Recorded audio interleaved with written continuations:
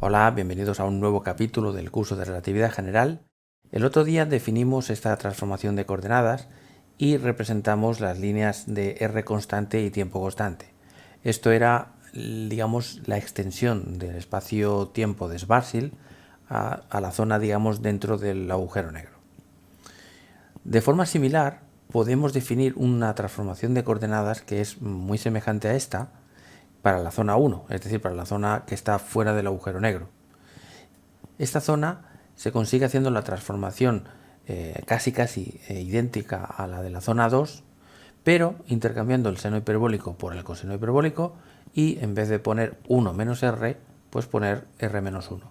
Esto no nos tendría que sorprender porque se parece un montón a lo que hicimos con Rildler.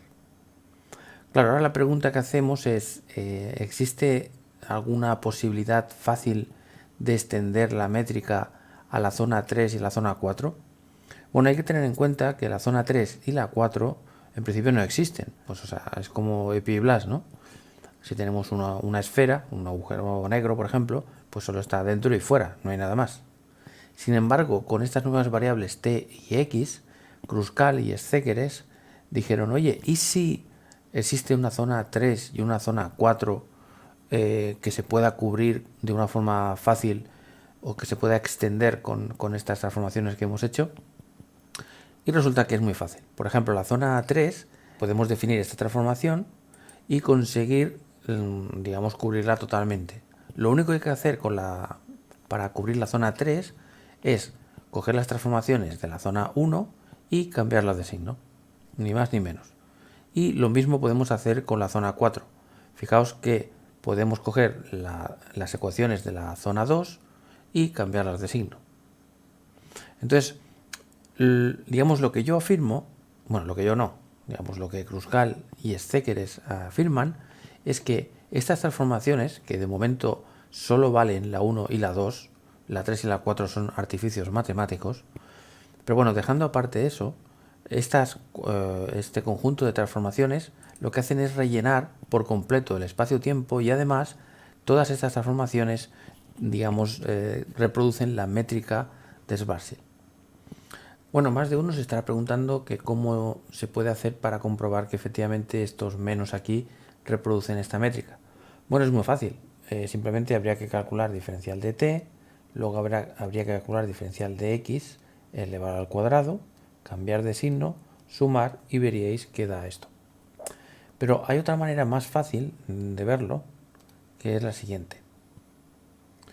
Imaginad por un momento que yo llamo p a menos t, por ejemplo, y que llamo q a menos x.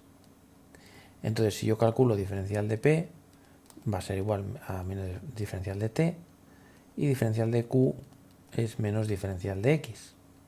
Ahora, si elevo esto al cuadrado, esto cuando se eleve al cuadrado, los menos van a desaparecer. Así que si ahora cambio de signo todo y sumo, aquí va a quedar menos diferencial de p al cuadrado más diferencial de q al cuadrado igual a menos diferencial de t al cuadrado más diferencial de x al cuadrado. Por lo tanto, esto, fijaos que el hecho de que yo cambie el signo hace que se quede completamente invariante la cosa. Y luego con respecto a la r, si sumamos x al cuadrado y le restamos t al cuadrado, fijaos que va a salir factor común la raíz y la exponencial elevada al cuadrado. y luego va a quedar coseno, o sea, menos coseno al cuadrado, que es lo mismo que coseno hiperbólico al cuadrado, menos seno hiperbólico al cuadrado, pero negativo. Por lo tanto, al final va a quedar un coseno al cuadrado menos seno al cuadrado, que es 1, y queda esto. O sea que, a pesar de que le hemos introducido aquí un menos, queda exactamente igual. Y lo mismo se puede hacer con esta, ¿vale? O sea, esta sería, digamos, la comprobación básica de que añadiendo un menos la cosa se queda igual. Muy bien, vamos a seguir analizando un poquito todo esto. Vale, tened en cuenta que Schwarzschild solo está definido en la región 1 y en la región 2. La región 3 y 4 en teoría serían extensiones matemáticas. Vamos a explorar un poco esto para ver si podemos entender con un poquito más de profundidad. Si cogemos la zona 1 y hacemos x cuadrado menos t cuadrado, ¿qué vemos? Pues que va a salir este factor común elevado al cuadrado, r menos 1 elevado a r, y coseno hiperbólico al cuadrado menos seno hiperbólico al cuadrado da 1, por lo tanto se queda así. Si cogemos la zona 2, aquí ponemos t al cuadrado menos x cuadrado, entonces nos va a quedar 1 menos r elevado a r y coseno hiperbólico menos seno hiperbólico da 1 y esto. Por lo tanto, parecería que esta ecuación y esta son diferentes, pero fijaos, si cambiamos el signo de toda la ecuación, entonces nos va a quedar menos con menos es más, menos t cuadrado, y cambiamos el signo, por tanto será r menos 1 elevado a r. Y fijaos que esta ecuación es exactamente igual que esta. Por lo tanto, esta única ecuación nos define la r en la zona 1 y en la zona 2. Vamos a poner un ejemplo. Imaginad que, bueno, que quiero comprobarlo. En plan tonto. Aquí estaría el horizonte. Vale, imaginemos que quiero comprobar, por ejemplo, un punto cualquiera aquí, que será, por ejemplo, pues x igual a 2 y t igual a 1, por ejemplo. Vale, ¿qué r sería la que tenemos que poner aquí o qué r daría? Esto es la región 1, esta es la región 2.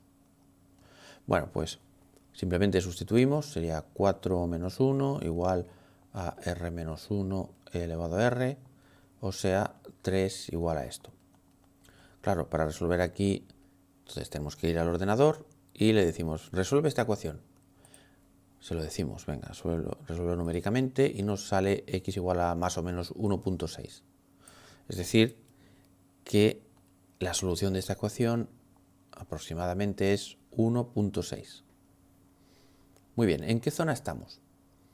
Bueno, podemos mirar o aquí o aquí. Si miráramos aquí, 1 menos 1,6 es toda negativo, la raíz de algo negativo no existe, por lo tanto solo podemos ir aquí y efectivamente estamos en la zona 1. Pues aquí no hay ninguna novedad de nada.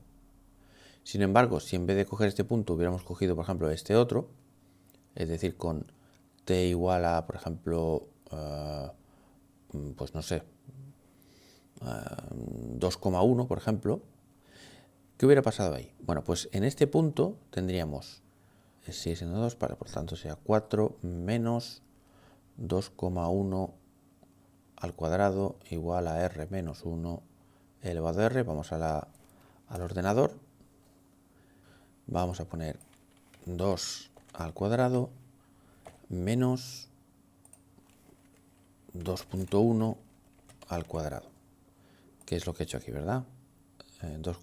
Correctísimo. Vale, entonces le decimos que resuelva y nos sale 0,819. Más o menos r igual a 0,81, más o menos. Entonces vemos que ahora, si sustituyéramos aquí, esto no podría ser, pero aquí sí que puede ser. Por lo tanto, estamos en la zona 2. O sea que fantástico. Esta ecuación nos dice, o sea, dados dos valores x y t de nuestro espacio-tiempo de Kruskal, podemos encontrar una r perfectamente. Ahora, ¿Qué pasaría si yo le digo, quiero, por ejemplo, vamos a ver, esta sería la otra línea que marca la zona, pues vamos a imaginar que le digo, quiero este punto, por ejemplo, ¿no? Que sería menos 4, 2, por ejemplo. Bueno, sustituimos, sería menos 4 al cuadrado menos 2 al cuadrado igual a r menos 1 elevado a r. Vamos al ordenador y le decimos, bueno, menos 4 al cuadrado ya sé que es 16 y esto es 2. Por lo tanto, vamos a decirle que lo resuelva y nos sale 2,25. Más o menos. 2,25. Claro, vamos a ver ahora, vamos a ir con atención.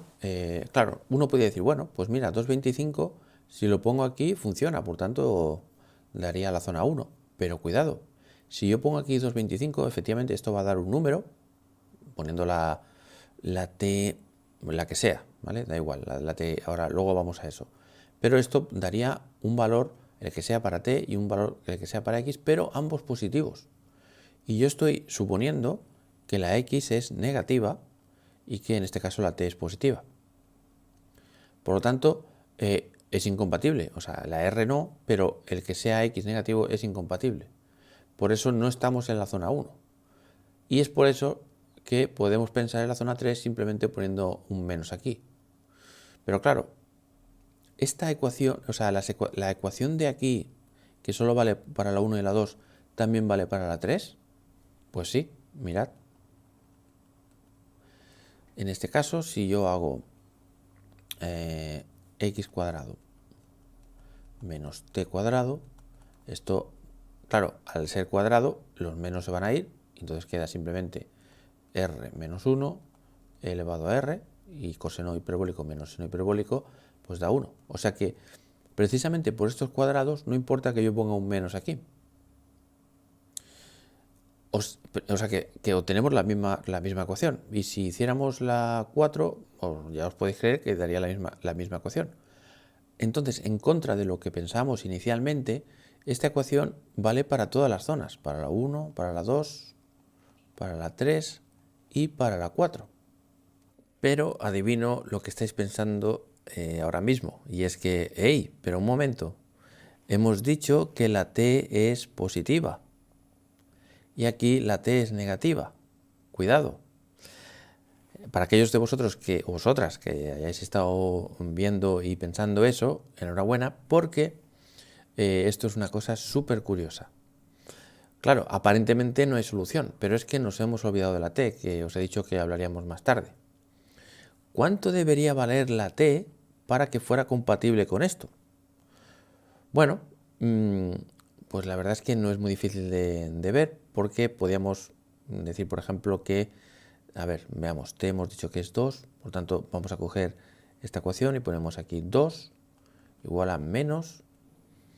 Vale, entonces como esta expresión es la raíz de todo esto, pues, y todo esto da 16 menos 4 son 10, por lo tanto hay que poner raíz de 10.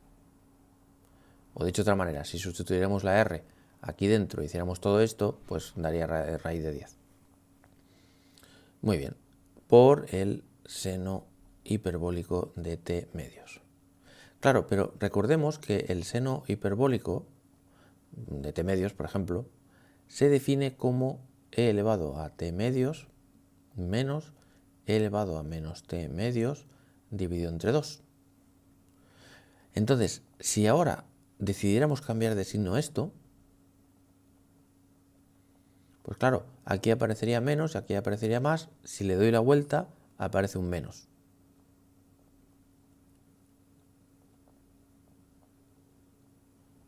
O sea, que el seno hiperbólico cumple la misma propiedad que el seno normal y corriente, que es que un cambio de signo aquí dentro sale afuera.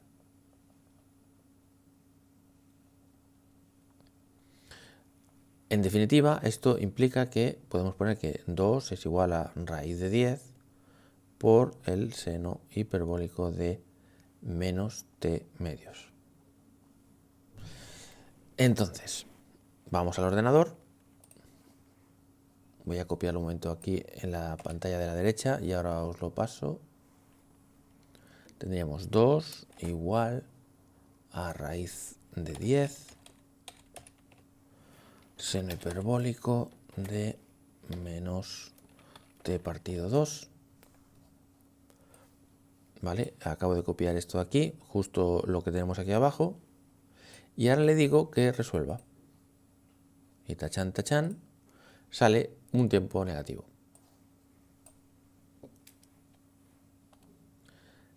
T igual aproximadamente menos 1.19. Claro, esto puede llevar a alarmas, ¿no? Pero no. Recordad que, creo que ya lo he dicho antes, no sé si lo he dicho antes ya o no, pero bueno, en teoría, en todo el curso de relatividad general, hay que tener en cuenta que una cosa son las coordenadas y otra cosa son, digamos, los tiempos propios o las distancias propias, que es lo que realmente se mide, lo que tiene sentido físico. Las coordenadas son simplemente cartelitos que se ponen para describir la variedad. Y yo puedo poner aquí el punto, o sea, puedo llamar, por ejemplo, a estas líneas, pues, por ejemplo, r igual a 1, r igual a 2, y a estas t igual a 2, t igual a 3, pero en vez de r le puedo llamar a o b, o en fin, quiere decir que les puedo llamar como sea y que puede que tengan algo que ver con, por ejemplo, la t con el tiempo, o puede que no, como habéis visto dentro de un agujero negro. ¿Vale? O sea que no os preocupéis que el hecho de que salga tiempo negativo, aunque estemos aquí arriba, no significa absolutamente nada. Otra cosa sería que luego al calcular el tiempo propio o cosas así, pues diera que el tiempo propio va disminuyendo o algo así, pero eso no puede pasar, de hecho no pasa. Entonces, simplemente si una señora, por ejemplo, está yendo por una geodésica aquí, ¿vale? Pues a pesar de que quizá el incremento de tiempo coordenado sea negativo, os aseguro que el incremento de tiempo propio es positivo, como tiene que ser. ¿Vale? O sea que es simplemente una etiqueta que en este caso resulta ser negativa. O sea que en cierta manera, si los observadores estáticos aquí fuera del agujero negro, digamos, el tiempo crece hacia allá, pues los observadores estáticos en este otro universo ven como su tiempo coordenado va en sentido inverso. ¿Vale? O sea que o bien lo podemos poner el menos aquí o bien lo podemos poner aquí dentro. Y por cierto, el coseno hiperbólico de menos lo que sea es igual al coseno hiperbólico de lo que sea. Es decir, que el menos se lo traga, para entendernos. Es el seno el que puede entrar el menos dentro o fuera. Bueno, pues con esta peculiaridad acabamos de descubrir primero que esto funciona y que tiene que este universo, pues su componente temporal coordenada, digamos, va al revés. ¿Vale? No deja de ser curioso. Pero insisto que todo esto son extensiones matemáticas y falta por ver si algún día se va a descubrir o no, si hay aquí un universo paralelo o no, ¿no? Mientras se descubre o no se descubre, dejadme deciros que he hecho un pequeño código en MATLAB, que lo tenéis aquí, y que lo voy a dejar en la descripción para que podáis juguetear y ver un poco de cerca pues las coordenadas, en fin, bueno, si queréis juguetear un poco, pues aquí lo tenéis, ¿no? Entonces, que yo sepa, la primera persona que se planteó, o el primer par de personas que se planteó la existencia de un universo paralelo, fue mucho antes que Kruskal, fue Einstein y Rosen. Así que si queréis, para despedir este vídeo voy a hablar un poquito sobre eso. Muy bien, pues hay que hacer un poquito de recuerdo porque en el capítulo 34 os hablé del paraboloide de Flam, que se definía en un espacio euclidio R3 de toda la vida, se definía como R igual a 1 más z al cuadrado partido 4. Bueno, si recordáis, aquí había una A, lo que pasa es que esa A que es el radio de Schwarzschild, en coordenadas adimensionales se hace 1, ¿vale? Por eso no aparece aquí. Y entonces lo que dijimos, que si trabajamos en coordenadas cilíndricas,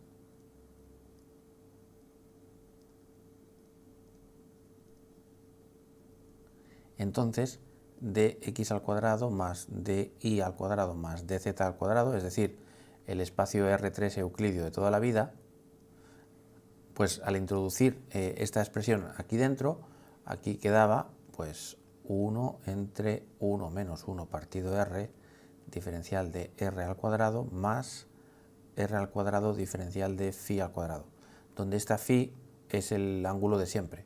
Si esto es x, y z, pues, y estamos en coordenadas cilíndricas, pues se refiere al ángulo phi, que es como lo hemos llamado siempre. Es decir, que reproducía la parte espacial, teniendo en cuenta que θ lo teníamos como, o sea, nos estamos explicando en el plano ecuatorial, por lo tanto θ es igual a pi medios. O sea, en resumen, que si en el espacio R3 euclidio ponemos esta figura, la que os acabo de poner hace un momento, esta especie como de embudo raro, pues la métrica inducida en esta superficie tiene la misma forma que Schwarzschild. Vale, ¿y qué? ¿No? Bueno, pues que esto me imagino que Einstein o Rosen, o uno de los dos, o bien lo había leído en algún libro, o lo sabía, o yo qué sé. La cuestión es que estuvo bastante inspirado en esto y dijo, bueno, pues quizá podríamos hacer una cosa. Claro, o sea, fijaos que esta z de aquí es una variable que solo tiene sentido en R3, en ningún otro sitio, porque no tiene sentido decir que el espacio-tiempo de Schwarzschild está metido dentro de algún otro sitio. Es un espacio en sí y fuera no hay nada, digamos. O sea, bueno, de hecho no tiene ni sentido hablar de que hay nada porque es que todo el espacio es el mismo. Por tanto, esta z en realidad no tiene ningún significado. Entonces, lo que podríamos hacer es decir, bueno, pues vamos a hacer una cosa. Inspirados en esto, vamos a partir de la métrica de Schwarzschild de toda la vida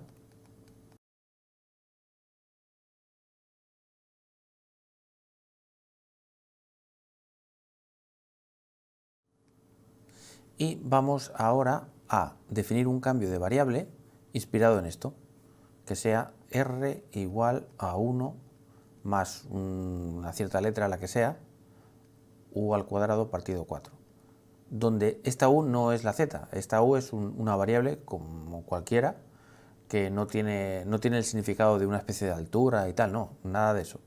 Simplemente es un cambio de variable abstracto para ver qué pasa. Entonces, si lo hacemos, pues vamos a ver que tenemos u partido 2 diferencial de u, por lo tanto, veamos, esto tenemos 2 diferencial de r igual a u diferencial de u, elevamos todo al cuadrado. Muy bien, entonces sustituimos en la métrica, diferencial de s al cuadrado igual a menos 1 menos, y la r, que está aquí despejada, será 1 más u al cuadrado partido 4, estoy sustituyendo la r,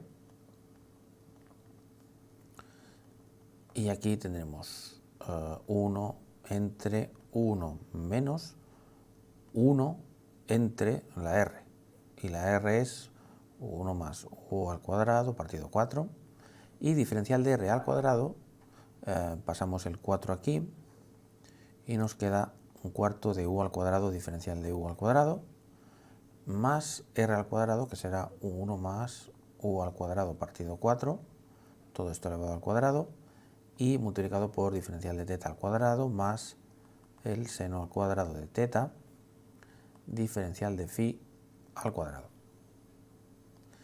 Muy bien, esto ya lo hemos hablado. Muy bien, entonces mantengo el cambio de variable. Y ahora lo que vamos a hacer es simplificar un poquito. Así que, a ver, vamos a simplificar un poco esto. Esto será 1 más u al cuadrado partido 4 menos 1, dividido entre 1 más u al cuadrado partido 4. Esto se va con esto.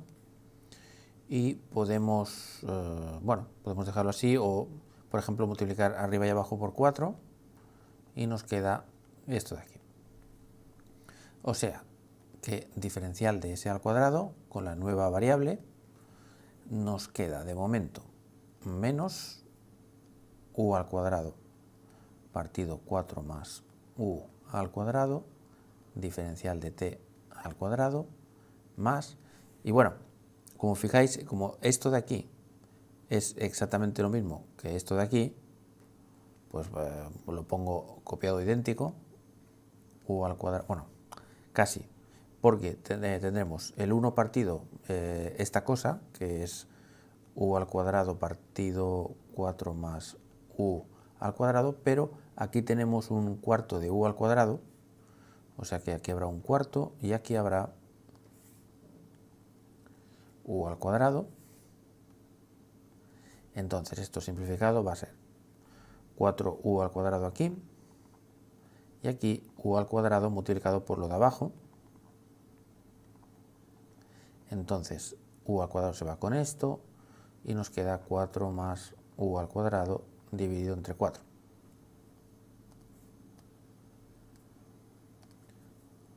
4 más u al cuadrado dividido entre 4, diferencial de u, más, y aquí tampoco podemos hacer mucha cosa, por tanto lo dejamos así.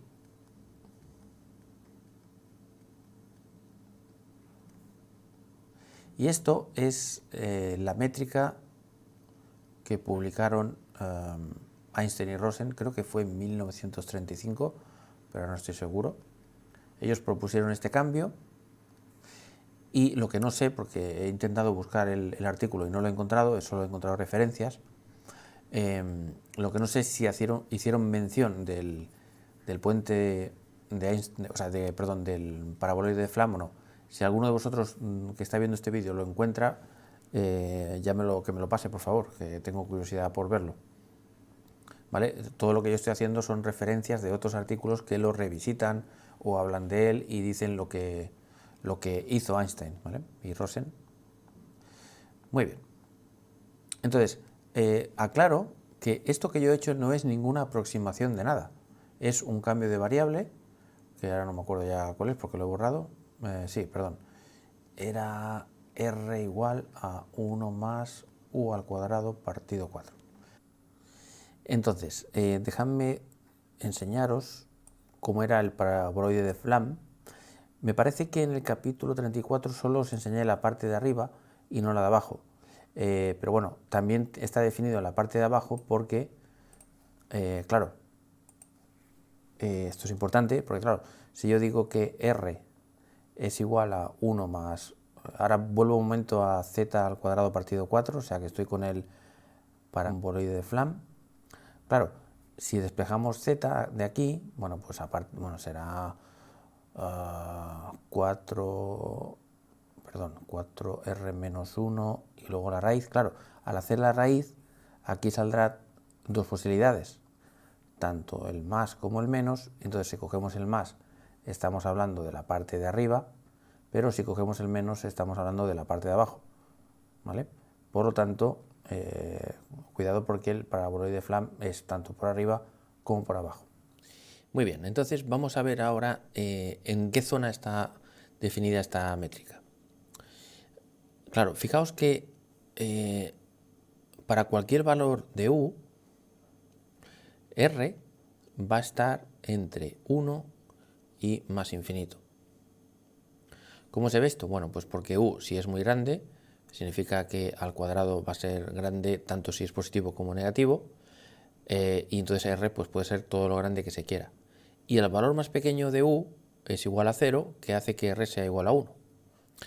Muy bien, entonces si ahora definimos una transformación a lo Kruskal, es decir, ponemos t igual a r menos 1 elevado a r medios seno hiperbólico de t medios y x mayúscula igual a lo mismo,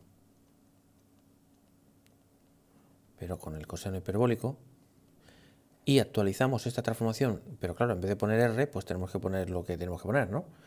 Que sería Bueno, si despejamos aquí, si ponemos r menos 1, esto va a ser u al cuadrado partido 4. Así que si hacemos la raíz, esto va a ser r menos 1 igual a u partido 2.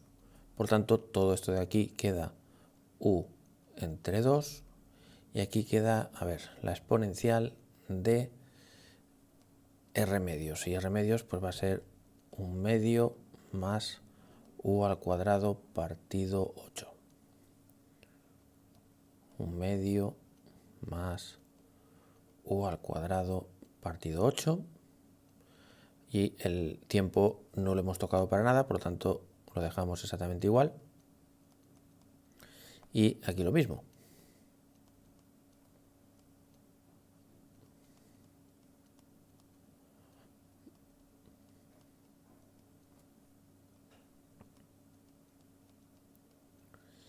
Vale, pues entonces, claro, ¿cómo quedaría entonces esta métrica?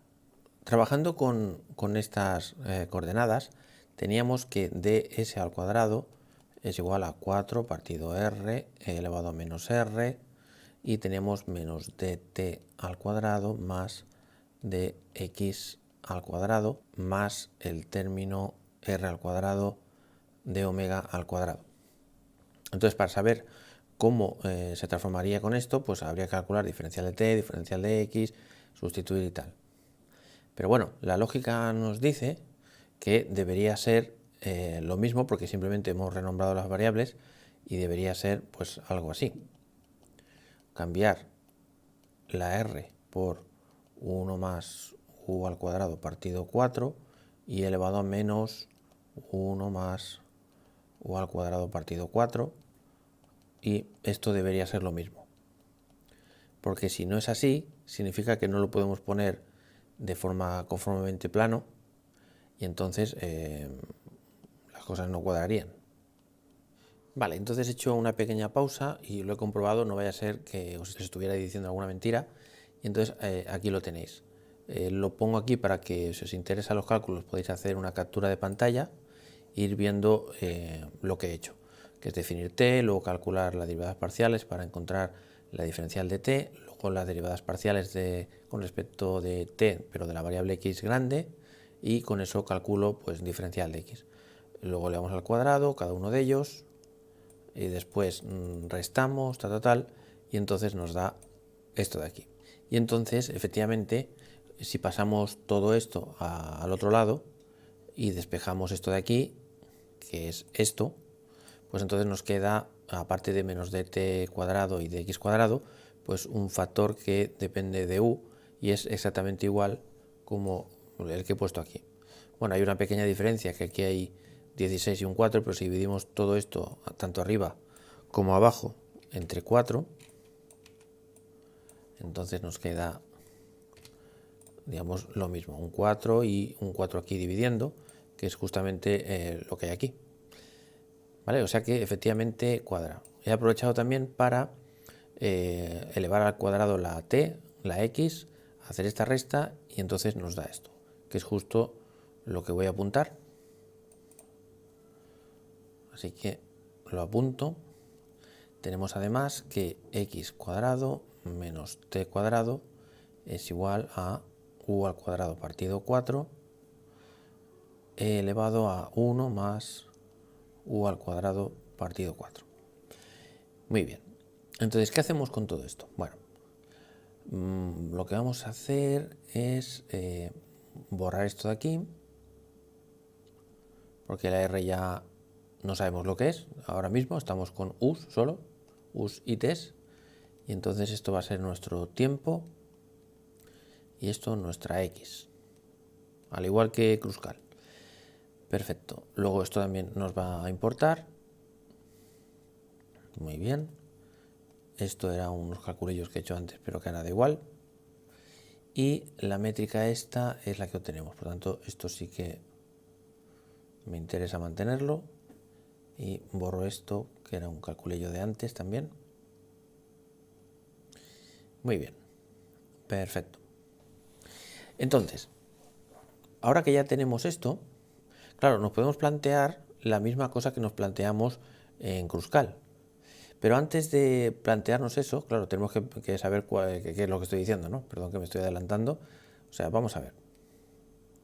Vamos a ver qué región cubre este cambio de coordenadas. Bueno, lo primero que tenemos que ver es que si la u es 0, entonces aquí nos sale que x es igual a más menos t. ¿Vale? Fijaos que si pongo 0, aquí todo esto se va igual, se anula y queda esta expresión, lo cual nos indica que esto de aquí, que es u igual a 0, representa el horizonte. ¿Por qué? Porque si pongo u igual a 0 nos sale r igual a 1, que es la definición de horizonte. Y aquí también. Horizonte. O sea que vamos bien porque con estas coordenadas se mantiene el horizonte formando los 45 grados que estamos ya acostumbrados. Y luego, vale, perfecto. Entonces, si cogemos un valor de u positivo, claramente la t y la x va a ser positivo. Por tanto, eso en principio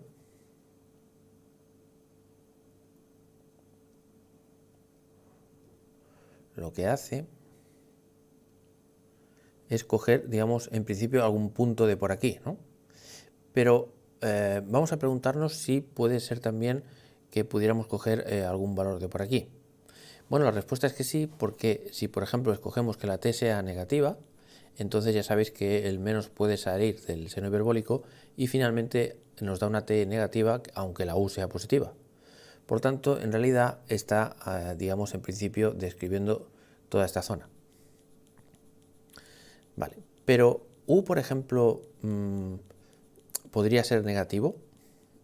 Por ejemplo, si pongo u igual a menos un medio, bueno, u puede ser perfectamente negativo porque, fijaos, cuando nosotros despejemos, que de hecho lo he despejado, vale, a ver, esto, la u era, creo recordar, 2 raíz de r menos 1, ¿no? ¿Estamos de acuerdo? Vale, va al cuadrado, perfecto.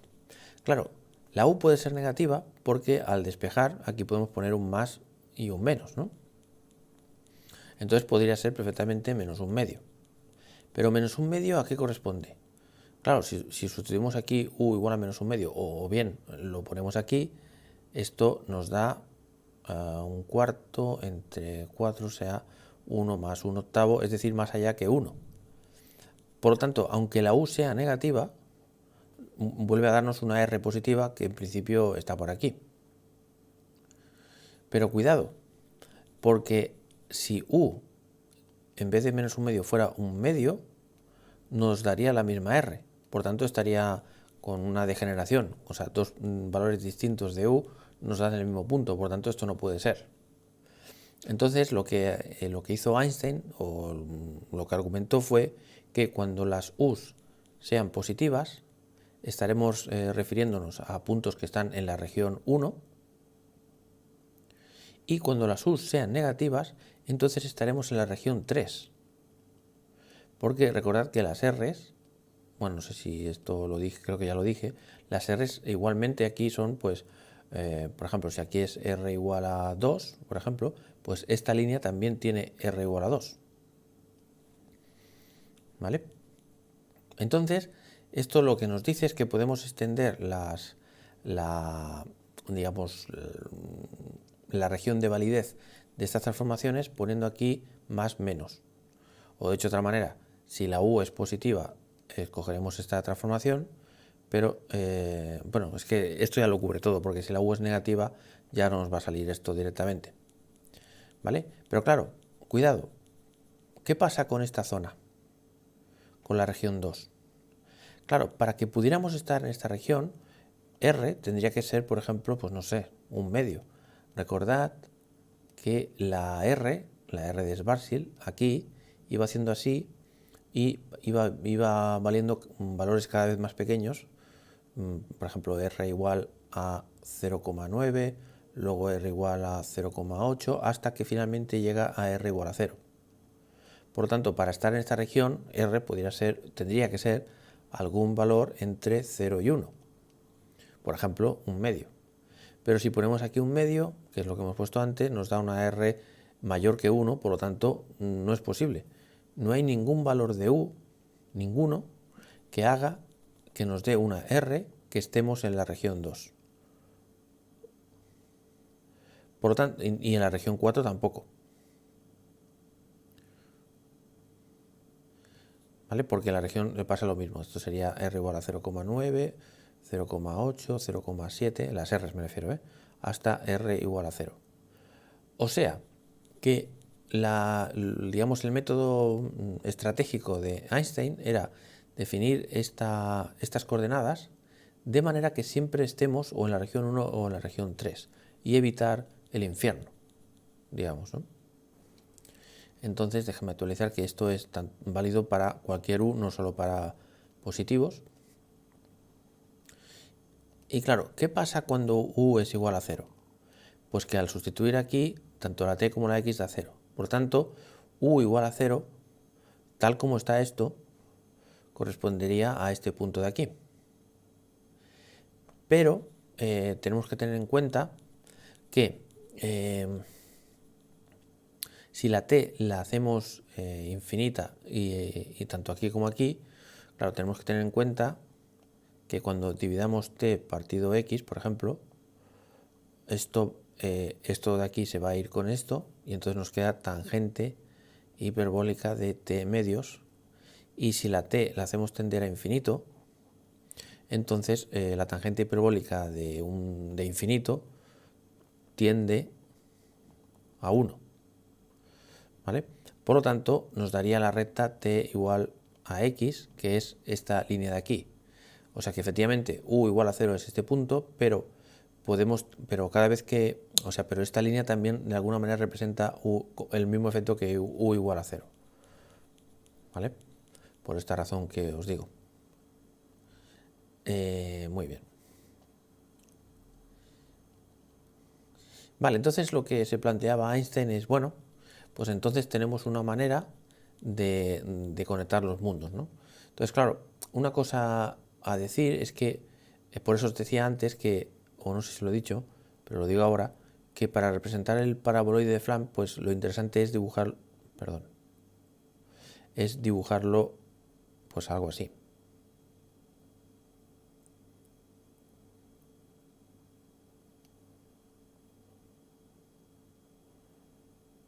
En donde más o menos esto sería la X y esto sería el tiempo. Bueno, más o menos, cogerlo esto como una especie de boceto. ¿Vale? Esto ya digo que es un boceto para entender un poco la idea, ¿no? Y entonces conectar la región 1 con la región 3. Claro, nosotros sabemos que esto no puede ser porque ya lo hemos visto con Kruskal, porque para que un señor pase o señora pase de aquí a aquí tiene que ir más rápido que la velocidad de la luz. Pero claro, ¿cómo se ve esto con esta métrica? Bueno, entonces es instructivo calcular la velocidad que tendría un observador justo en el horizonte, o sea, justo aquí en este punto. Y entonces vamos a comprobar que efectivamente sería la velocidad de la luz y por tanto no puede ser. Este agujero sería no transversable, me parece que se dice. ¿Vale? Así que para acabar este vídeo vamos a calcular la velocidad que tendría que tener un observador para cruzar por aquí y ver que efectivamente es la velocidad de la luz. Muy bien, vamos a considerar solo trayectorias radiales, así que eliminamos esto, simplemente por comodidad. Entonces vamos a decir que estos son trayectorias radiales. Cuando digo radiales, en el sentido de que tanto θ como φ se fijan. Vale, para trabajar más rápido, dejadme poner aquí, llamar f de u a u al cuadrado partido 4 más u al cuadrado y llamar g de u a 4 más u al cuadrado partido 4, simplemente para escribir menos. Y entonces esto de aquí pues va a ser simplemente f y esto va a ser G. Vale, y ahora vamos a ver si tenemos algún killing que nos solucione la vida. ¿Por qué? Pues porque si tenemos un killing, y es más, si es un killing temporal, pues mucho mejor. Si tenemos un killing podemos sacar una constante de integración y eso, de cara a calcular las geodésicas o calcular velocidades, nos soluciona la vida completamente. Y efectivamente lo tenemos porque ya os puedo decir que E0 es un killing por la simple razón de que los términos de la métrica solo dependen de U, es decir, no hay ninguna T por aquí, por tanto esto es un killing. Luego, en cuanto a ver si es temporal o no, recordad que para saber si un vector es temporal hay que multiplicarlo por él mismo y en este caso nos da menos f y f tal como está aquí o es mayor que 0 o 0, pero ¿vale? O sea, pero negativo esto no es. Y con el menos este, pues al final hace que esto sea negativo. Por lo tanto, o es negativo o es 0. Claro, ¿qué pasa? Pues que en u igual a 0 significa que el killing es nulo. Y esto nos da una pista ya de el tema de la velocidad de la luz, como, bueno, ya luego vamos. Pero con esto ya tenemos que tener una pista, alertarnos de que un observador puede ser que vaya a la velocidad de la luz por estos sitios, ¿vale? Perfecto, es un killing temporal. Eso quiere decir que podemos aplicar el teorema, que ya no me acuerdo en qué capítulo lo hicimos, pero es cuando hablamos de los killings. Y en ese caso os dije que P por el killing era igual a menos E partido C. Lo que pasa es que como estamos trabajando en coordenadas adimensionales, entonces la C y la M que va a aparecer aquí no van a estar y entonces esto se va a quedar simplemente en la cuadrivelocidad. Y luego vamos a seleccionar por comodidad que la energía adimensional esta es 1. Esto, para que no os quedéis así un poco raros, que la energía sea 1 tiene que ver con decir algo así como que la velocidad muy lejos del planeta que está creando esta distorsión en el espacio-tiempo, pues la velocidad es 0 en el infinito, ¿vale? Tiene que ver con esto. En cualquier caso es una constante que yo puedo seleccionar que valga 1 en las unidades que sean. Miradlo así también. Entonces, la cuadrivelocidad del observador es, como no puede ser de otra manera, un cierto numerito por E0 más otro numerito por E1 y no sigo porque he fijado esto. Entonces, cuando multipliquemos por el killing temporal, que es por E0, el único producto que va a sobrevivir va a ser el 0, porque E0 por E1 da 0, porque esta métrica es ortogonal. Por lo tanto, tenemos que este producto escalar va a dar simplemente pues U0 y E0 por E0 que es menos F. Y esto tiene que ser igual a menos 1. Por lo tanto, nos da que U0 es igual a 1 partido F. Pero si nos acordamos de lo que era la cuadrivelocidad, era dx alfa partido de tau, pero como aquí hay un 0, significa que esto tiene que ver con la coordenada temporal y como estamos en coordenadas adimensionales, la c no está y solo queda la t. Por lo tanto, almacenamos esta información aquí, que dt partido de tau es igual a 1 partido f, donde f es esta función de aquí. Muy bien, pues hemos explotado ya el tema del killing y ahora vamos a explotar el elemento de línea, tal como hicimos cuando hicimos con el capítulo donde hablamos de las órbitas de Schwarzschild. Entonces tenemos que recordar que esto es menos d tau al cuadrado en coordenadas adimensionales, el tiempo propio. Entonces si dividimos toda la ecuación entre d tau, ¿qué va a quedar? Pues aquí va a quedar menos f y aquí va a quedar dt entre d tau todo al cuadrado, pero lo tenemos aquí, es decir que va a quedar 1 partido f al cuadrado. Aquí va a quedar pues lo que tiene que quedar, du entre d tau, todo esto al cuadrado. Esta f de esta f al cuadrado simplemente queda 1 partido f. Por tanto, si lo pasamos al otro lado, va a quedar esto de aquí. y luego si dividimos todo entre g y hacemos la raíz, pues esto va a ser diferencial de u, diferencial de tau. Aquí puede haber un más o un menos por lo típico de la raíz, y en este caso más significa que nos estamos yendo hacia el infinito y menos significa que nos estamos acercando a la garganta del agujero de gusano. Entonces, vamos a ver cómo queda esto. Esto queda de momento que du partido de tau va a ser igual a más menos. Bueno, vamos a acercarnos a la garganta, por lo tanto será menos. Y esto va a ser la raíz de menos 1 partido g más 1 partido fg. Vale, fg, ¿a qué es igual? Bueno, esto ya lo sabemos. Vamos a ver qué es f por g. Pues f por g, tal como tenemos aquí, cuando multipliquemos el 4 más u al cuadrado se va a ir con esto y va a quedar pues u al cuadrado partido 4. Perfecto. Por lo tanto, diferencial de u entre dt, perdón, dt no, de tau, perdón. Es el tiempo propio, este de aquí, Pues va a quedar, aparte del menos, va a quedar menos 1 partido g. Por lo tanto, 4 entre 4 más u al cuadrado más 1 entre fg, por tanto 4 entre u al cuadrado. Entonces voy a sacar el 4 este fuera, que va a ser un 2. Y aquí, ¿qué nos va a quedar? Pues 4 más u al cuadrado por u al cuadrado. Y arriba nos va a quedar menos u al cuadrado más 4 más u al cuadrado. Por tanto, esto se va con esto.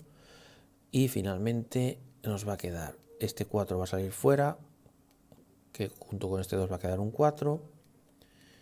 Y nos va a quedar esta u fuera también. Y raíz de 4 más u al cuadrado.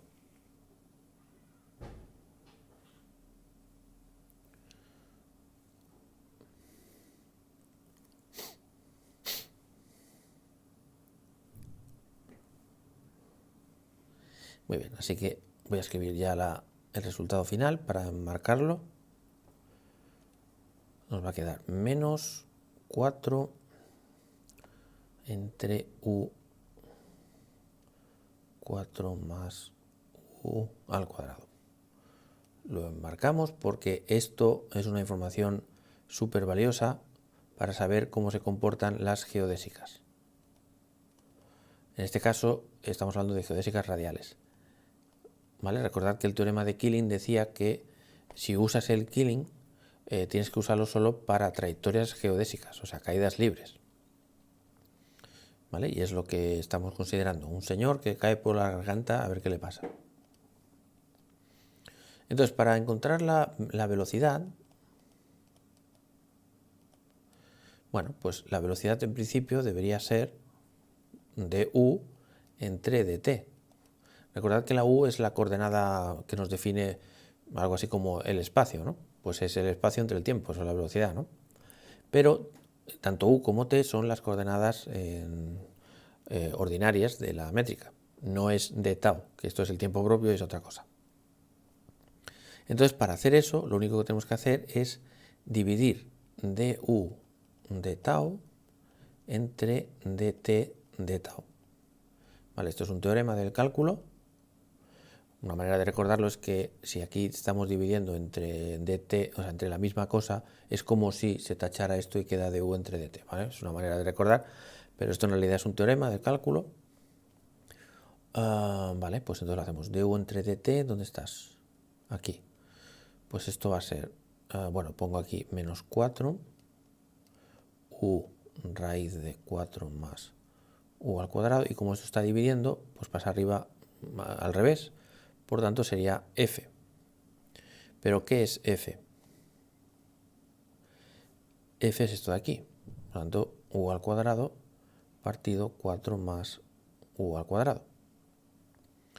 Así que la velocidad ordinaria sería menos 4, un cuadrado de esto se va con esta u, por lo tanto queda una u aquí, y luego esto es elevado a un medio y elevado a 1, 1 más, perdón, un medio más 1 son 3 medios.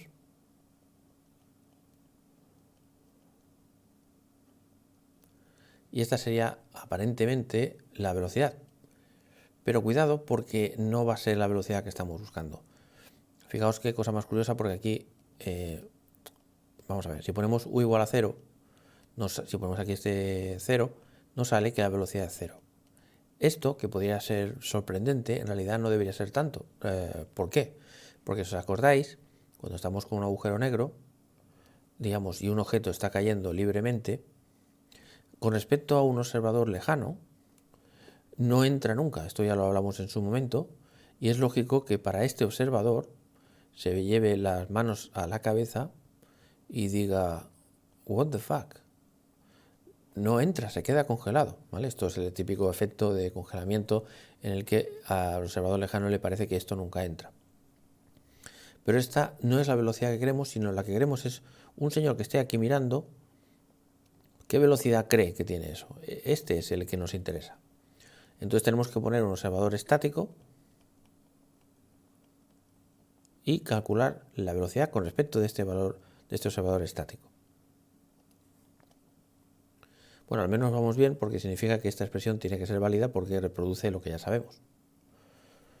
Vale, entonces la manera más fácil de definir un observador estático es, ya os expliqué un poco cómo iba, pero vamos a hacerlo en plan, porque este vídeo está siendo muy largo, os digo una receta para tratar el tema del observador estático. Lo que podemos hacer es definir el paso del tiempo de un observador estático, lo podemos definir como la raíz de todo esto, menos el menos, es decir, raíz de f de t. Y definimos también la distancia, en este caso de u, del observador estático, como la raíz de todo esto, o sea, raíz de g por du. Y entonces, si dividimos du entre dt estático, nos va a salir pues raíz de g entre f y du entre dt. Y esto, el du entre dt, es lo que hemos llamado nosotros la velocidad ordinaria vista por un observador lejano. Entonces, sería g f por la velocidad de un observador lejano. Vale, y esto si queréis le podemos llamar la velocidad vista por un observador estático. Bueno, pues la velocidad vista por un observador estático, basta con que pongamos lo que es esto y ya está. Vamos a ver. A ver, g entre f, ¿dónde estás? G entre f, la g es 4 más u al cuadrado partido 4, la f es u al cuadrado partido 4 más u al cuadrado, o sea que tenemos 4u al cuadrado y 4 más u al cuadrado al cuadrado. Si luego hacemos la raíz de esto, que es lo que tenemos aquí, ¿qué nos queda? Pues 4 más u al cuadrado dividido entre 2u multiplicado por la velocidad lejana, que es menos 4u entre 4u al cuadrado 3 medios igual a, esta u se va con esta u, queda 4 entre 2 que es 2, y luego esto está elevado a 1, esto está elevado a 3 medios, por lo tanto 1 menos 3 medios es menos 1 medio, o sea la raíz de 4 más u al cuadrado. Y esta sí que es la velocidad vista por un observador estático de una persona que esté cayendo libremente por la garganta del agujero de gusano. Entonces, si sustituimos en el horizonte o en la entrada de la garganta,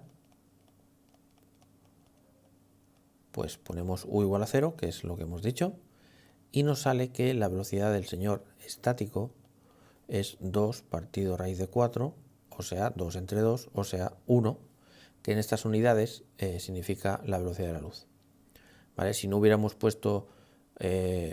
trabajado en coordenadas adimensionales, nos hubiera salido v estático igual a c. ¿Vale? O sea que viaja a la velocidad de la luz. Esto ya lo podríamos saber si hubiéramos hecho o trabajado con Schwarzschild de toda la vida, lo podríamos haber encontrado fácilmente.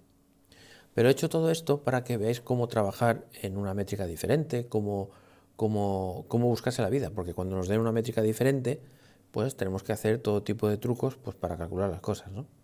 Y creo que es interesante verlo, ¿vale? Pues nada, ha sido un capítulo otra vez largo, pero bueno, por lo menos ya sabéis un poco de qué va esto del puente de Einstein. Ah, por cierto, déjame deciros antes de concluir, que es que no solo pasa esto, sino que además para entrar dentro de un agujero de gusano o un puente de Einstein-Rosen, digamos, se necesita materia exótica.